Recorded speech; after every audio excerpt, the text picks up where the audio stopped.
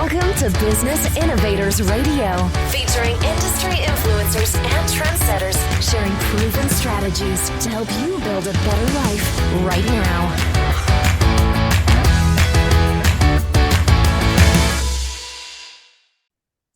Welcome to the program. I'm Mark Imperial. This segment's being brought to you by Books Grow Business. It's the place where professionals get their books done in less than 90 days so they can lead their fields and grow their businesses.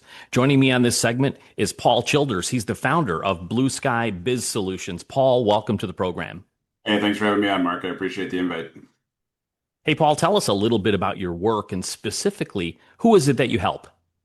Yeah, so Blue Sky Biz Solutions was founded on the ideal that business owners don't really have a lot of information on how to attain loans and how to be set up in order to get the best success for approvals. And we've specifically targeted and focused on home service and blue collar businesses because what we found is that those business owners typically know exactly how to do the things that they're doing, but they don't necessarily know how to do and access the tools that help them move forward with leverage and ease. For those business owners, when it comes to funding and financing, what's their biggest challenge or what is their perceived biggest challenge? What do you hear out there? Yeah, the biggest thing we run into is just reactivity, right? It's no preparation. There's no thought process necessarily around loans. It's just, I think I need a truck. I think I need equipment. We need to cover payroll. Whatever's accessible to me that I can get approved for without a lot of work, that's what I'm going to go do. And the problem with that is you run into a lot of predatory lending that has high expenses, high costs, and it's not always the most friendly to your cash flow.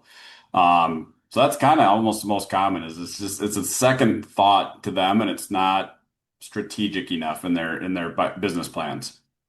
What should these business owners look for then? You mentioned the predatory lenders. What are the red flags or what should they look out for when choosing a lender? Yeah, I mean, I always tell people fast money is never going to be cheap. And cheap money is never going to be fast. So if it's something that you can get an approval and get a turnaround on in less than 24 hours, it's almost always going to be expensive to you. If lenders are charging you upfront fees before you even do processes on loans, don't do that. If you take 5 minutes and do a Google search on the business that you're working on to go do a loan through and stuff doesn't either show up on them or it's negative stuff, walk away from it, right? So just do a little bit of research, take a little bit of knowledge. Take a little bit of time, trust your gut. If it doesn't feel right, it probably isn't right. So when folks approach you for help, what does that look like? What are some of the biggest questions that they start with when they meet you? They want to know what we're going to do. Are we a lender? The answer to that is no, we're not a lender. We actually got out of the lending space ourselves with the intentionality of being a truly unbiased source of knowledge and information that focuses solely on prepping and preparing businesses for good, solid lending relationships. So that's one of our main questions is, are you guys actually a lender?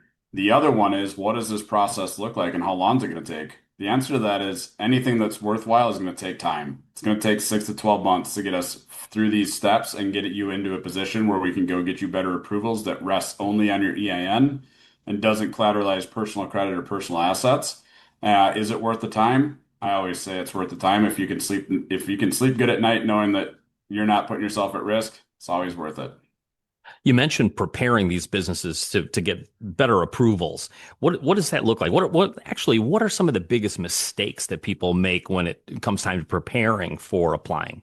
Yeah, I mean, it's stuff we don't ever think about, right? You just start a business, somebody tells you to go start your LLC.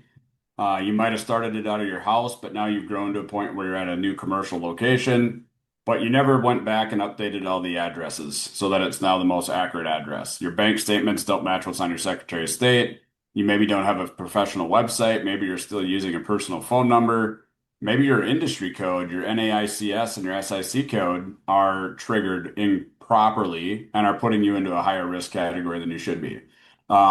Maybe when you got a loan or a credit card, it was pulling on your personal credit and affecting and commingling. And that is now causing confusion with lenders when they look at you with the way you have your financials set up. So a lot of it is just little details that weren't set up appropriately when we started our business. Great insight. Paul, what inspired you to get into this line of work to begin with? How did you get started? Yeah, so I came from automotive. So I spent a lot of time doing fleet deals for Chevrolet. So I saw some businesses getting approved for this type of financing just on the business. Some other businesses that were similar getting approved and they had to collateralize personal credit or personal assets in the deal.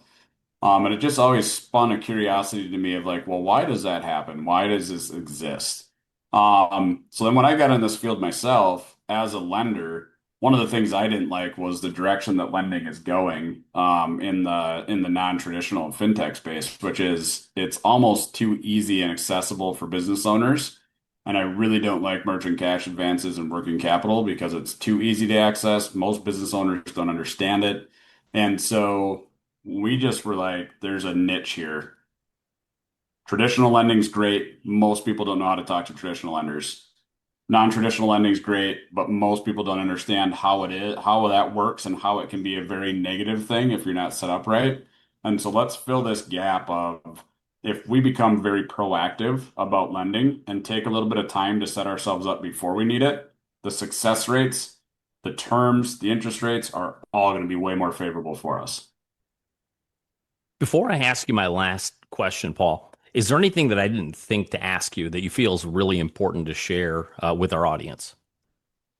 Yeah, not necessarily. We kind of covered everything, the way we should, but my biggest thing for any business owner is take lending seriously. If it's something that you're going to roll into your business, treat it like you would treat planning out your sales process or planning out your, working with a CFO or a CPA. It is equally as important to understand your numbers and know how to paint a picture for lenders. And the cleaner everything runs together and the easier it is to understand, the more likely you are to go get a better approval through a lender in a traditional sense.